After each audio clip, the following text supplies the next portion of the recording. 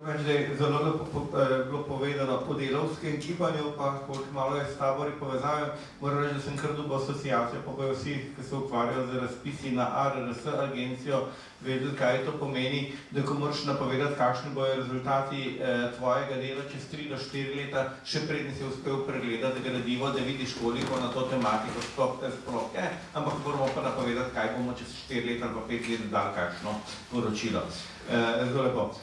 Torej, zopet uvajamo razpravo na vse 3 referate iz tega bloka. Imamo še toliko časa do naslednje pauze, vsi se lepo držimo in časovno lepo poteka. Tako da, Janez Strgar, prosim. Sem jaz že tako videl. K lepemu referatu Vinka Rajšpa, preveselili čaka tudi potem na objavo, da bomo še imeli pred seboj, za to rabo bi samo en detajl dodal. Tista slika Dunajskega uradnega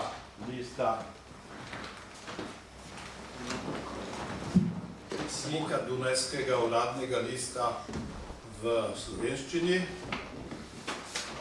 iz tistih časov je seveda pretresljiva, tudi če jo primerjamo z tem, da imamo zdaj slovenščino uradni jezik v Evropski zvezi, pa se tudi lahko vprašamo, kaj od teh evropskih dokumentov je prevedeno v slovenščino, ker vemo, da delovni jeziki so 3 in nekaj od teh dokumentov se prevede, čeprav imamo Slovenca, šefa prevajalske službe v parlamentu, se ponekod prevede samo prva stran, začetek, naslov. Ampak k temu, kar je bilo na državni ravni, takrat Dunajski, pa mislim, da nisi Vinko omenil, je pa tudi vprašanje, kaj so deželni tedanji uradni listi bili v slovenščini. Avguštin Male bo morda kaj omenil, čeprav to ni povezano z tabori, ampak na vsak način od 1848 je krajši čas tudi koroški deželni uradni list v slovenščini, hkrati paralelno z nemščino, izhajal. Če se spomnite, pred 3 leti ali nekaj takega, ali pa 2, je bil na Koroškem sedanjem velik problem, ali slovenščino upisati v deželno ustavo, a je to tam avtohtoni jezik ali ne, ali kako se ga čim bolj izogniti. Torej, vprašanje, kaj je bilo še na Kranjskem, Štajerskem, bolj na Primorskem, na Koroškem na vsak način nekaj časa, pa morda še kakšne druge objave, koliko časa so še vztrajale, ne na Kranjskem, kjer smo imeli večino, v slovenski varianti inačici tudi uradni, enako veljavni. Potem pa 2 drobna EPP-ja, recimo, uveljavljanje izraza slovenec, slovenščina, slovenski jezik, ki si ga lepo prikazal, kako je postopoma v znanosti, v politiki, v publicistiki, strokovni se uveljavljal. Moja vrla soproga, ki ima danes druge obveznosti, je za diplomsko nalogo imela predmarčne prvih 6 letnikov Blajvecovih novic. To je seveda pred taborskim gibanjem, tam je krasno pokazala statistiko, kako Slovenija, Slovenci, slovenščina leta 1948 eksplodira in prevlada absolutno nad temi regionalnimi oznakami ali pa kakšnimi drugimi. Se vidi, no in od takrat je pomen časopisa, novic, kot takrat najbolj naprednega in razširjenega medija, je evidenten pri zavesti o enotnem slovenstvu in pri razširjenosti široke ljudske množice. In še zadnji, tudi EPP, tam imamo gospoda, ki z Vižmarji tudi prihaja, še 2 sta, ki je pa včeraj bil zaslužen za odprtje razstave o 150-letnici Vižmarskega tabora In zato, da je naš kolega Stane Grabna takole publikacijo tudi včeraj izdal Vižmarski tabor vseh taborov. Bomo prebrali te, ko boste prav še kaj citirali do objave. Hvala lepa. Najlepša hvala. Vika, boste.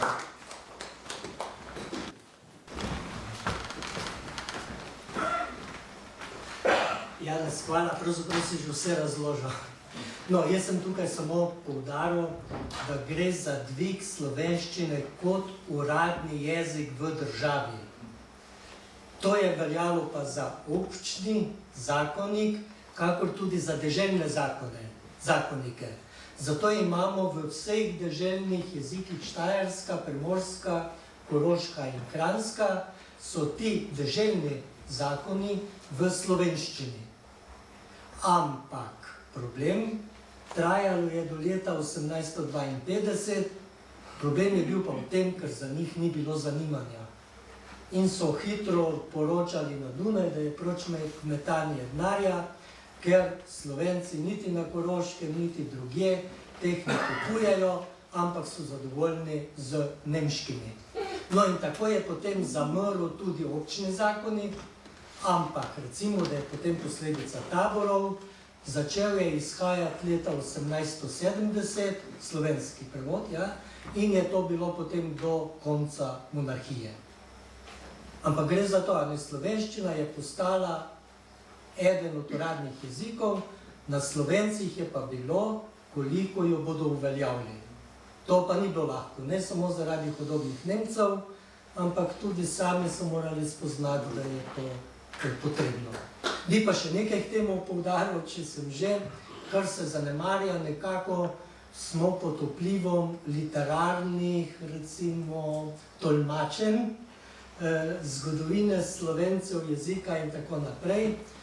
Ta zakonik je pomemben zaradi tega, ker je tudi začetek enotnega slovenskega jezika. Zakonikov, tudi deželnih, ni bilo več možno prevajati v deželnih jezikih. In prvič je nastavljen Cikalek kot uradni državni prevajalec.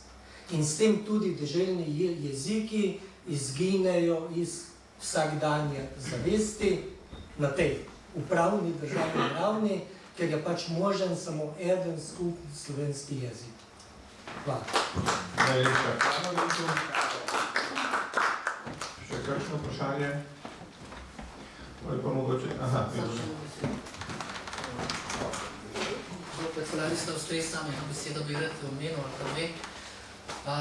Skratka, zdi se mi, ker sem laik, amater, pa me popravite, dopolnite, da je bila svoj čas črka AE. In tudi v starih gradivih se bere pač na ta način. Tako da ni nujno, da so bili Slovani, ampak se da prevesti tudi v Sloveniji. To je eno. Drugič pa, če greste na Google Map, boste pač videli zelo težko, da je Dunaj, ne? Ampak je Vin. Ne?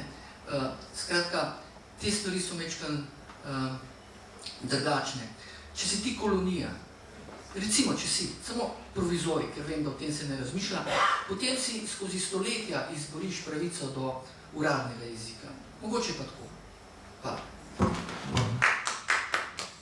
In pa mogoče sem Jerneja Kosja tudi vprašal, ko si dal še tiste primere citatov na koncu, ko si dal primerjave, kako se eno pa drugo uporablja, ali je smiselno jih primerjati po različnih kronoloških obdobjih, ali jih je treba uporabljati s tem zadržkom, da je pravzaprav v Avstriji lahko isti citat uporabljen po tistem, kar je Dragica Čeč rekla, po razžalitvi kot kaznivo dejanje, da je pravzaprav po razpadu Avstrije, po Jugoslaviji, je pa to nabuhlo in Zaslovič zelo potrebno še za lastno politično promocijo, pa za nabiranje političnih točk. Da se že ta odnos pri naboru izrazov, ki jih boš uporabljal, lahko ga že pravzaprav različen političen trenutek Avstrije, pa pol Jugoslavije po svoje diktira.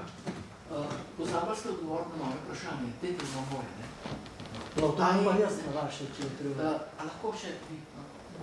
AE, pa kolonija.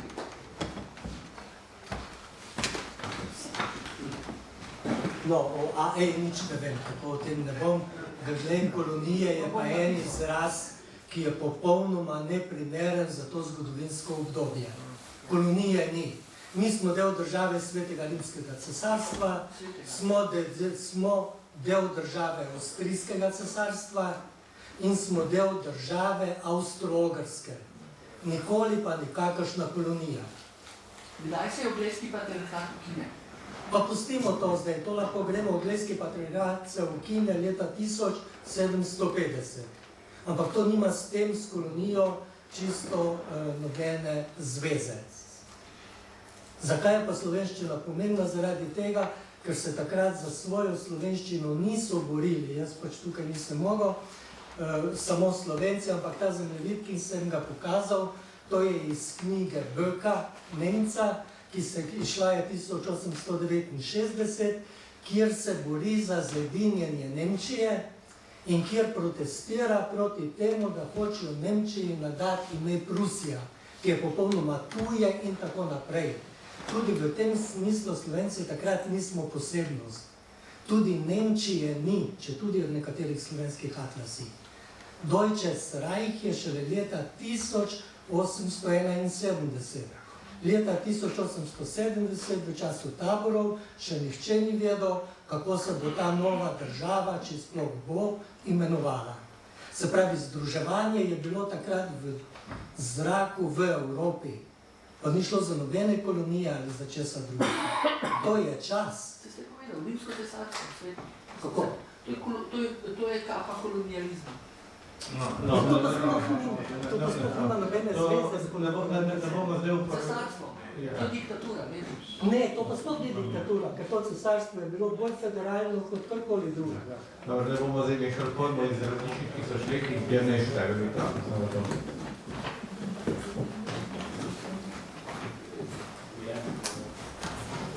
Ja, na vsak način, mislim, v različnih političnih in kulturnih kontekstih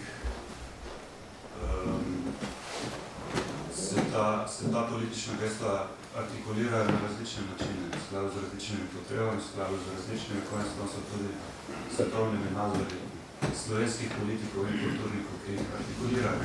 Ampak obče mesto je pa zmeraj prisotno, ta ideja od svobode preko služenstva do končne svobode je pa zmeraj podmena, prekrita podmena, podstrat, topos tovrstnih kulturnih ali političnih produkcij ali pa naracij. Najlepša hvala. Mislim, da smo zdaj zopet potrebni malce na nove osvežitve. Vse trem pa še enkrat najlepša hvala, pa se tudi lahko zaplavno zahvalimo.